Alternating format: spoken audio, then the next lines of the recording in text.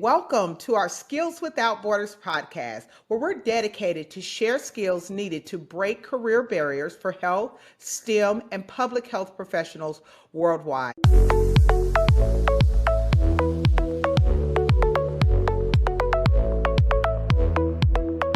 Hello, I'm your host, Dr. Andrea Clark, and we have a special guest, Mikeal Vaughn, the founder and executive director of Urban Coders Guild, also a 2023 Aspen Tech Policy Hub Fellow, and a STEM education advocate as well. So I just want to wholeheartedly welcome you to our Skills Without Borders podcast. And I can't wait, I'm so excited to share your story and your journey from Tulsa, Oklahoma. I'm always excited to have someone locally where I'm originally from on our podcast, but also really share your unique journey and how you started and how you landed in our global network as well. Thank you for having me. I appreciate it. You're most welcome. Okay, Mikeal, let's get into it. You have such a fantastic journey growing up in Tulsa, Oklahoma, North Tulsa. Am I correct? I am a native son of North Tulsa, Oklahoma. I love it. Growing up in North Tulsa and then spending nearly a decade in Tokyo, can you take us back to that leap, right? Take us back. What sparked your decision to leave Tulsa and build a career abroad? Yeah, so that's a great question. I graduated from Booker T. Washington High School, the Booker T. Washington High School here in Tulsa, Oklahoma, and I went to the University of Maryland at College Park. Although my degree wasn't in tech, my student job was in the IT department. I was helping to build websites for the university. Those skills are the skills I learned as a 13-year-old. So I'm really just taking the skills that I've already had and already developed into my next phase of life. When I graduated from the University of Maryland, I, on a whim, went to Tokyo, Japan, and absolutely fell in love with Tokyo. It's the biggest city in the world. I've traveled all over the world and there's no place quite like it. And I made up my mind that I wanted to live there. Um, and quick order, I ended up living in Japan. I was teaching English like so many folks who teach English, who arrive in Japan, in their early days. I was learning the language and learning the culture, but I was making my money, my side hustle, Love using it. those same skills I learned as a 13-year-old in Wow. North Tulsa, and I was building websites, and I was able to leverage that IT footprint there into almost 10 years living and working in Tokyo. Wow. You're something that you started so young and at 13 years old, the skill was the bridge to compensate your income and kind of give you I'm assuming more stability there in the Oh, area. for sure. And a Man. visa, because I didn't have a proper visa. That's important to Okay, say. well, that helps. And I mean, it really let me, um, you know, establish myself in Japan. And again, Yeah. it's that same skill I learned as a 13-year-old kid from North Tulsa. Transferable. I absolutely love it. And thank you for sharing that fantastic journey with us. So, I wanted to know I hear technology, I hear leadership, I hear community of Tokyo, in Japan. What lessons did Tokyo teach you that you still carry in your work today? There are a lot of lessons, good and bad. What, I guess, one that stands out the most, I can imagine. One that really stands out is the pursuit of excellence. Mm, Really thinking through all of the details. okay. I think about one of the concepts in project management and in technology, it's continuous improvement and asking yourself, what more can we do? How can we make this a little bit better? Mm, It's a little bit of a trap, especially for Black folks, because we are never quite satisfied mm. with the work that we do. And so there is a balance to be found there, but it is an understanding that, hey, I did it to the best of my ability this time. How can I make it better for next time, the next iteration? Yes. Yeah, that's good. So I hear that when you say it's a balance, you have to be careful of excellence and perfectionism that can kind of be a slippery slope to procrastination, and other things that come with perfectionism because it has to be so perfect before you kind of go to that next step or even start. Exactly, and especially Hmm. for Black people, it's part of Okay. our culture. I believe, Mm. we're never quite satisfied because folks have never been quite satisfied with us and the work that Mm. we do. Folks are always questioning our work, and so it's like I need to be better than everyone else, and I need to be best, and I have to work twice as hard to get half as far, which really Mm. means I have to work four times as hard to get to get ahead, and so. Yeah, it is a balance, and I think that's also part of the lesson that I learned in Japan. It is a balance. One Mm. of the crazy things about Tokyo, that it's a 500-year-old city, right? Hmm. And there are brand new skyscrapers going up, and then Wow. right next to it in its shadow, there's a 200-year-old temple. Wow. It is that dichotomy, and it is Yeah. how do you live, find peace and serenity in that balance while also doing all the things that need to be done. Essentially the yin and yang is what I hear there, right? Like literally that The is. yin and the yang, yeah. Yeah, that's fantastic. Thank you for that. You give me a lot to think about actually with that. How do you live in that dichotomy of it all? So, Mikeal, after years abroad, you chose to return to Tulsa, Oklahoma. I mean, you could have chose anywhere else in the world. You could have went Australia, you could have went, just absolutely anywhere, but you came back home. What was the defining moment when you knew it was time to come back and invest in your community? So let me back up and be really clear. I couldn't have gone any other place. Okay. I could not have gone any other place. I knew that I needed to come home. Okay. Back to knew that I needed to come home. I really reached that glass ceiling Okay. in Tokyo. I was living the salaryman life, and just to be clear to you and to the audience, I was working over 100 hours a week. Mm. I was the manager of my company. There weren't too many positions above my position for a foreigner in my company. Wow. Um, I was making as much money as I possibly could, which is actually some amazing money. And I had a most amazing life. And it's one thing for a young man in his late 20s and his early 30s.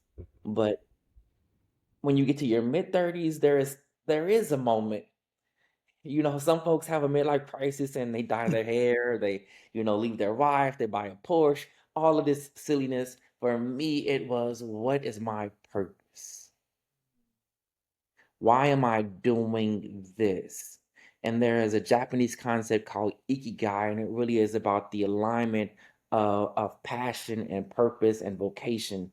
And for me, it meant that I needed to come home. It was my obligation to come home and provide the kind of opportunity to kids who look like me and who kids who come from a community like myself, to give them the skills and abilities and resources and the hope, the optimism, where they might one day Yeah. go on a whim to Tokyo and decide, hey, I want to live here, and Yeah. have the skills and resources to make that possible for them as well.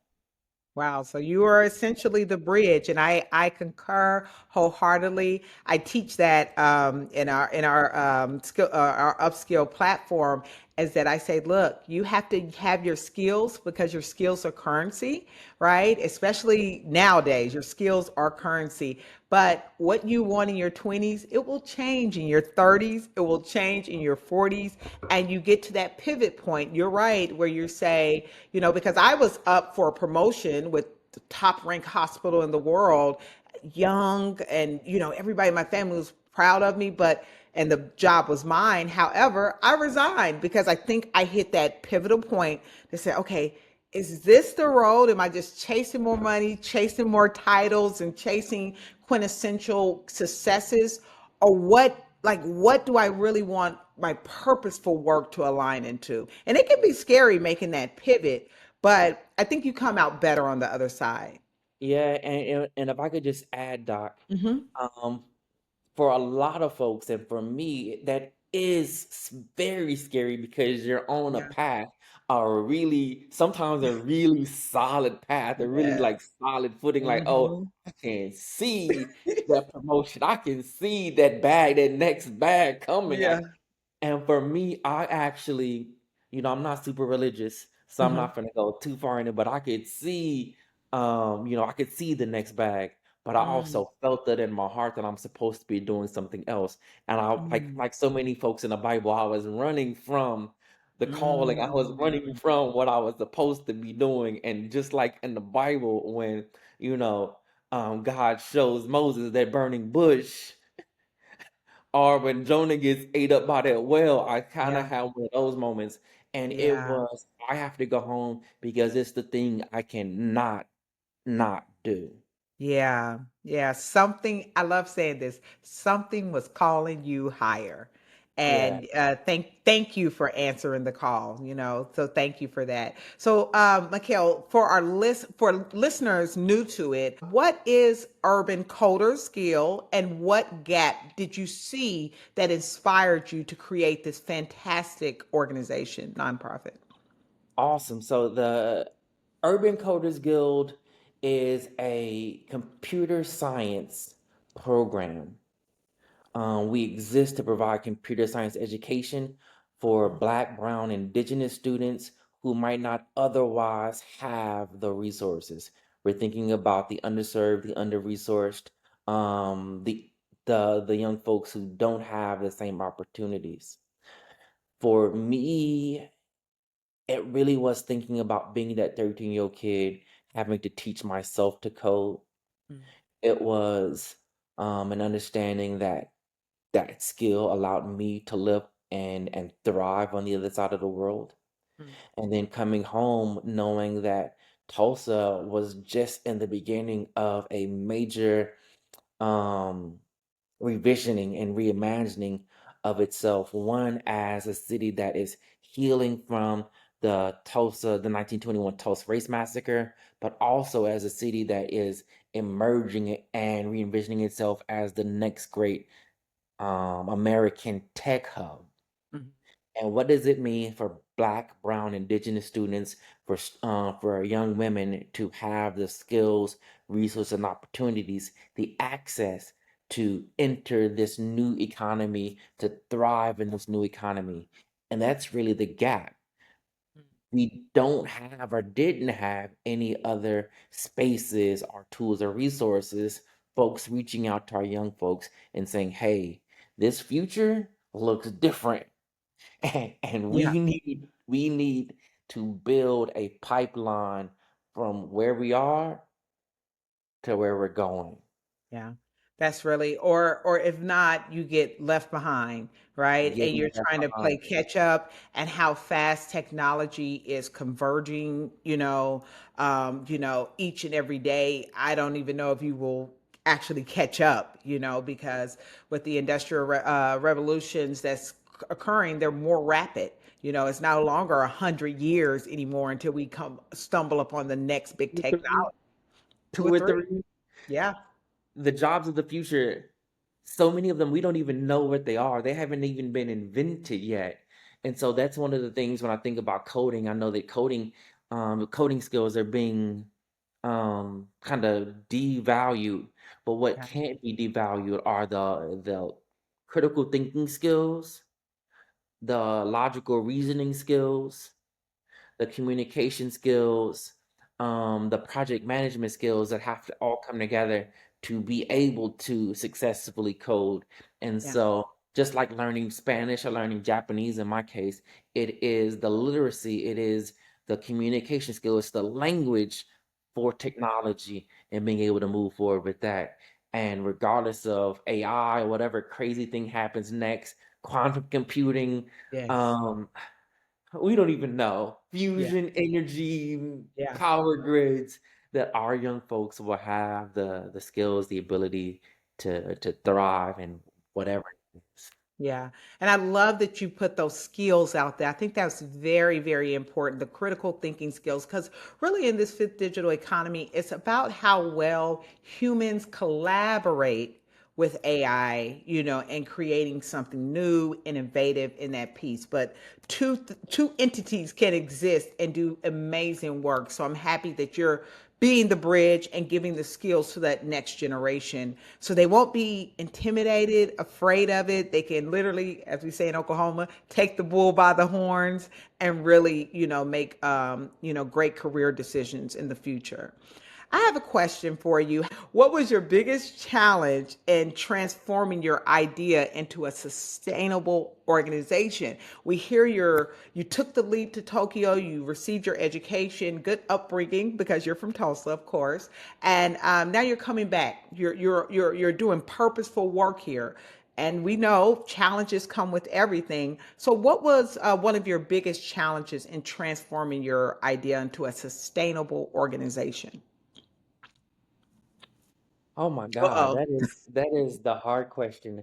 One of the things one of the things about, I went to school in Washington, D.C. I went to the University of Maryland. So Hmm. living on the East Coast and then living in Tokyo, there is a certain speed at which folks think and talk and walk and operate, that is different here in Tulsa and in Oklahoma. And so it is a matter of stepping back. It is a matter of being intentional in words and in thoughts, how we move. Okay. And so that intentionality, also really, really trying to trying to get our community to understand the urgency and the exigency of the moment. Right. We're really, really comfortable with doing things as we've done them. I want you to dive into that for me. Use our platform, especially this with our global network, the urgency of it. Can you kind of delve into that a little bit more? What is the urgency? And so we kind of touched on it just now. The world it isn't just changing, the change is accelerating. Mm-hmm. Like we talked about, it's Moore's law that every 2 to 5 years, technology doubles. It's like, no, that's not true anymore. Like it's 2 years, it's 6 months, it's accelerating. And if our folks aren't learning or being adaptable, we will get left behind, and not just left behind in 5 or 10 years. We're going to get left behind like in the very near future. That's the urgency of the moment. If we're talking about recreating whole economies in 5 years, Yeah. then we need to be really grabbing those 13, 14, 15 year olds and saying, hey, this is the path.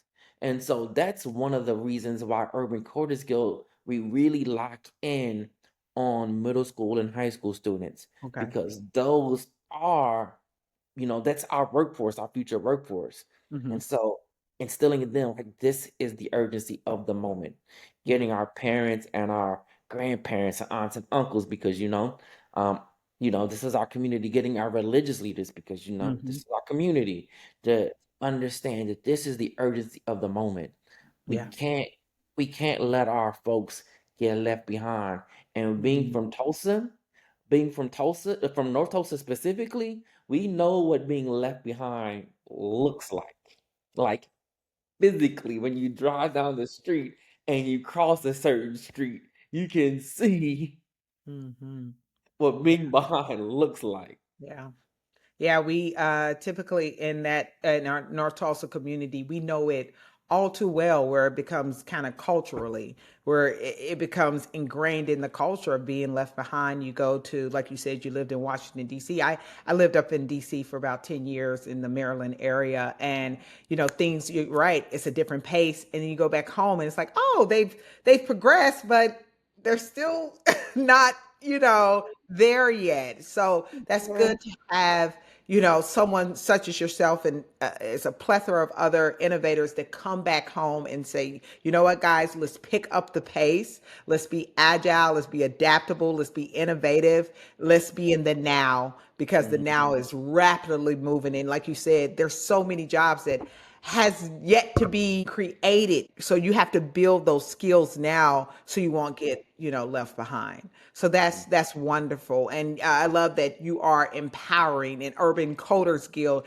is more than coding. It's really about edifying and empowering the next generation of young people with confidence, opportunity, and a sense of belonging, right? When it Yeah, comes to the tech space. Could you yeah, speak on that? Is it any type of lack of confidence of we don't belong in this space? Do you see that? yeah. So we call them the C's. Hmm. It's not just about technical competency. So that definitely is one of the C's, right? Okay. But when we think about what we're doing, and especially what we're doing with our young folks of color, our black, brown, indigenous folks, our young women, our young queer kids, our trans kids, like our students cover the entire gamut. Hmm. Our kids on the autism spectrum, like kids cover the gamut. When we think about our young folks, it really is about building confidence, right? Our young folks need confidence to try something new, something scary, something they could fail in, right? Yep. But having that confidence, having a certain sense of comfort Mm. and new places and new thoughts, new ideas, new environments, um, courage as another big piece again. This is all new. We're some of this stuff we're discovering together. All Yeah. right. We're Mm. we're learning this and we're like literally learning on the fly. Yeah. Um and then the other piece is community. A lot of us working in tech, and I know that you worked in medicine, we know what it's like to be the only person who looks like us um in a team. In a building or in a company. When I lived in Japan, the Japan Japanese companies, like yeah, I might have been the only foreigner, I might have been the only black person, like very, very Japanese, 99.999%. But the reality is I have that same experience of or have had that same experience working in tech in America.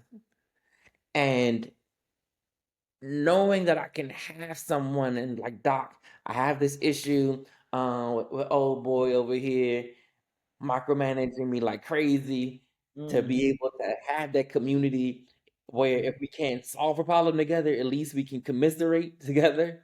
Um, being able to have community. At Mm-hmm. some point in the past, I saw a statistic about the number of women who enter tech, Hmm. and then after 2 or I think it was 2 to 3 years, that number had gone down by 30%, at least 30%. And those women didn't just change jobs, they left the industry. And one of the things that they were talking about in that study were a lack of female mentors, a lack of female support, female coworkers being in these male dominated environments. Yeah.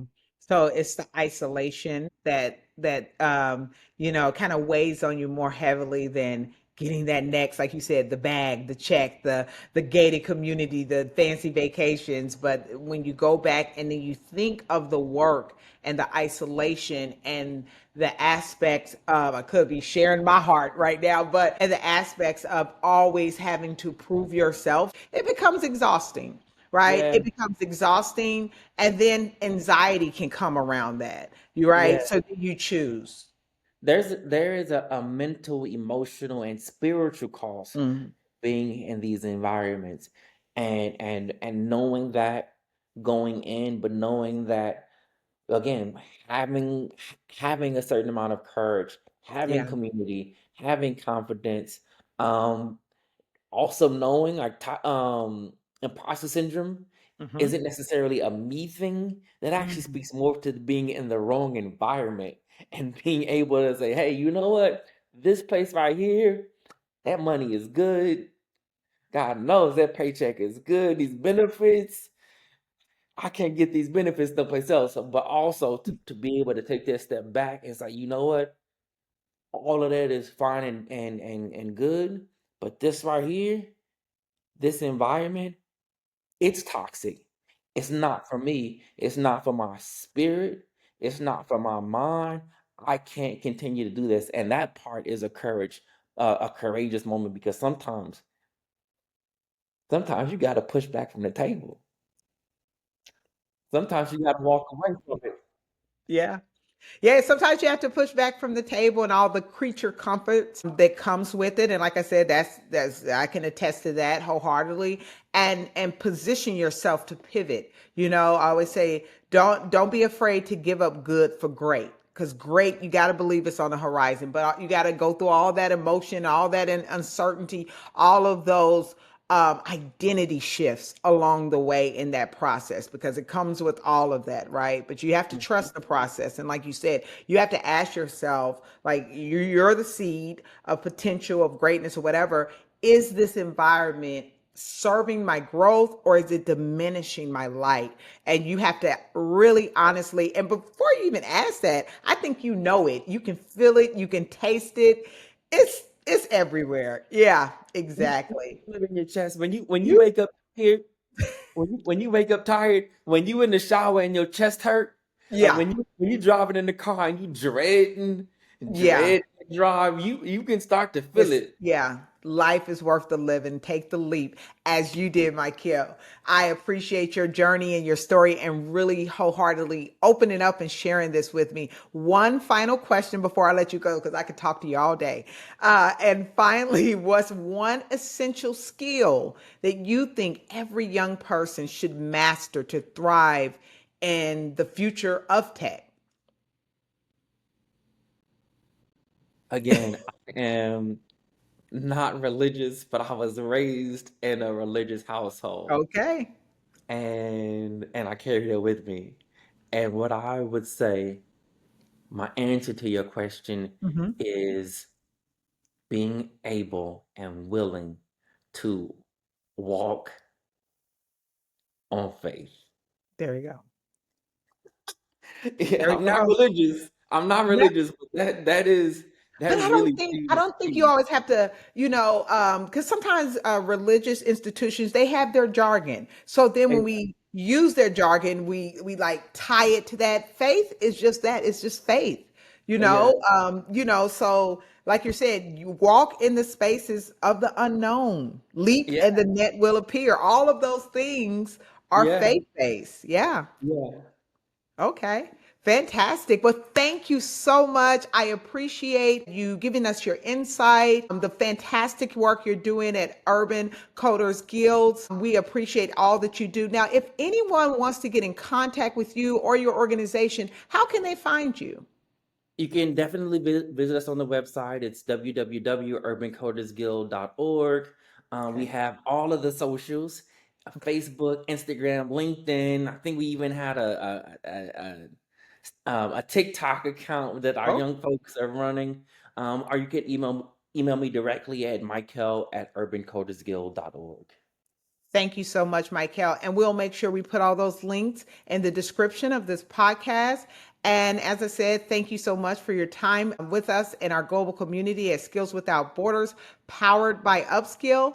And that's a wrap for today's episode of Skills Without Borders, where passion meets purpose and professionals are empowered to thrive without limits. And if you found this today's conversation to be of value, go ahead and follow us on our Apple Podcasts and Spotify so you'll never miss an episode. And if you want to see the faces behind the voices, go ahead and subscribe to our Upskill YouTube channel for exclusive video content. Whether you're in healthcare, whether you're in STEM, whether you're in public health or even business, remember your skills can take you to new heights in your career. So until next time, stay bold, stay curious, and remember your skills are the bridge to a better future. So keep soaring higher. Thank you again.